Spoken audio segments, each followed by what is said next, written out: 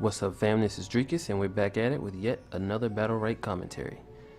This video is entitled Battlerites for the Caretaker. In this video, I'll be going in depth of my standard Pestilus build, and I'll talk a little bit about why I choose what I choose. We'll go through round by round. And for the record, today is March 14th, 2017. The reason I bring that up is because this is definitely subject to change once the game releases and different patches come out. So let's jump right into it. Round one, I take Broodmother. Every game, every match, no matter what, I take Broodmother. Pestilus tends to be the primary target whenever he's in a match, at least until you demand your respect. Broodmother. Queen inflicts panic on all nearby enemies when it explodes. Pestilus, when you make a choice with Pestilus, you better make damn sure it's the right choice. With that being said, you don't want to be out there throwing around your infest all willy-nilly. When you go to cast your infest, you want to make sure it's the right decision, because it's a long time before that infest comes back. So in order to help myself out, I'll go with this. So when I'm getting relentlessly mauled by these melee characters, I'll throw out my queen, right click it, create some space, and get back to whatever I need to be doing. On the other hand, you have Scourge, which is what I used to use until I realized, hey, I'm spending way too much time out of the battle. I need to be in there helping out my teammates / doing damage to my opponents. So this is kind of the noob option, I know some people would say. If you just get into the character, you might feel like you need that, as I know I did. But once you get a little bit more comfortable, I would say for round one, Broodmother is definitely the best choice, in my opinion. I've been looking at Colony lately, but let's go over it. Colony, landing Bloodsucker on a queen or a target affected by moth causes it to spread to nearby enemies. I can definitely see the use in that, but you need to be able to survive. I feel like survivability is more important than maybe doing a little bit more damage with Colony. So round one, give me Broodmother. Round two, I take Hardened Carapace. The queen is invulnerable for 1 second and heals nearby allies for 8 health the first time it blocks damage with invulnerability. This, to me, just adds that extra utility to queen. With this, you have, in all, this will give you, your queen will be able to fear, it will have a burst heal, and now you can also use it as a defensive wall to block projectiles from hitting you when you know you can't, you're in a position where you're unable to dodge. So that just, like I said, that just adds that extra utility to your queen. Now, some will argue Egg Carrier. Arachnophobia bounces forward, causing another impact. Very valid argument if one chooses to do so. If you can learn to wield that particular spell, I feel like it can be very effective. Really good CC, and I can't necessarily say that it's a bad choice.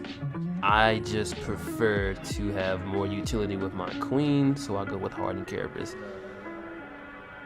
I feel like you can definitely practice your Egg Carrier up or your Arachnophobia spell up and make really good use out of the crowd control, but right now I feel more comfortable with Hardened Carapace. And then you have spores, which makes your infest reduces damage and healing output of an enemy by 50% and increases the damage and healing output of an ally by 25%. I secretly think spores is an amazing Battleright.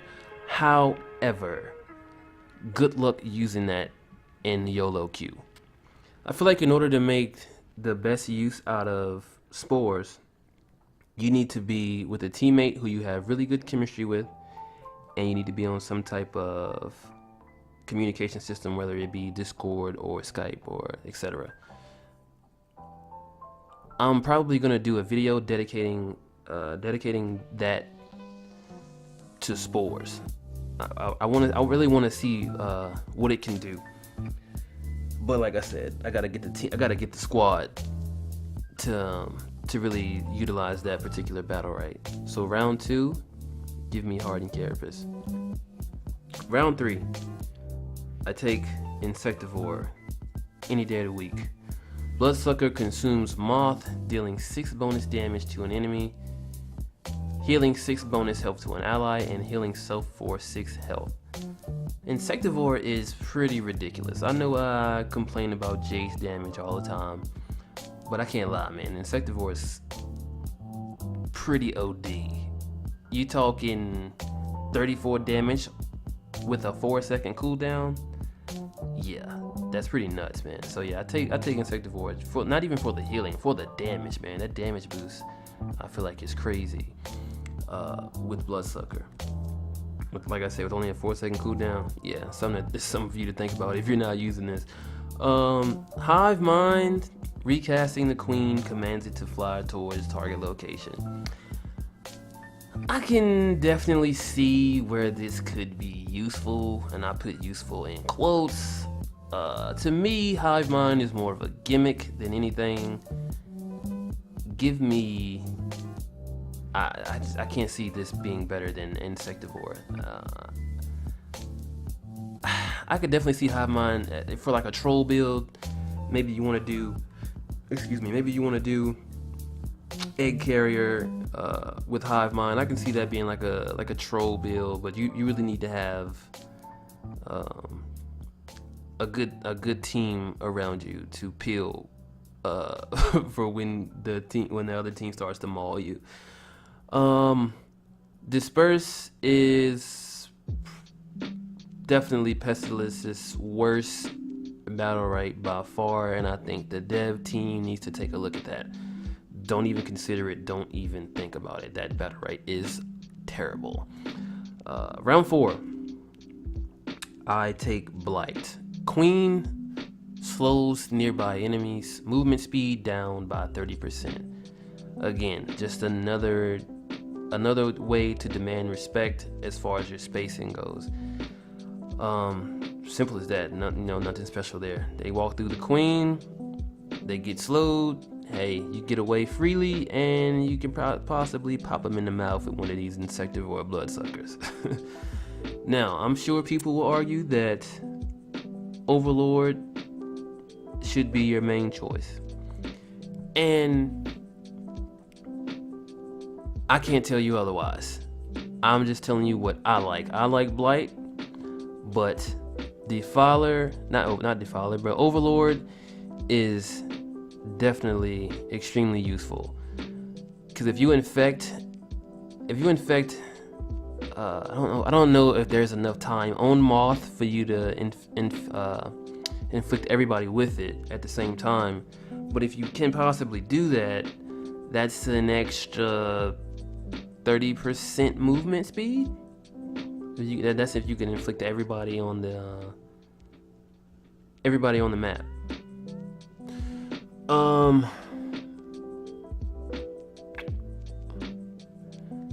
Let's see. Yeah, an extra 30%. Defiler. Infest duration is increased by 0.75 seconds. I never take this for the simple fact that that's an extra second you're away from your teammate. I feel like once you cast your infest, you need to be inside of an enemy or an ally and on your way to better positioning. There's and you can do that with the time already allotted with Infest. There's no need to, I don't feel like there's a need to have that extra time. So round 4, give me Blight, but Overlord is definitely a good option. Round 5, I take Blind Beetle. Your Scarab inflicts a fading blind that reduces enemy sight range by 90%. The effect wears off over the duration of Scarab.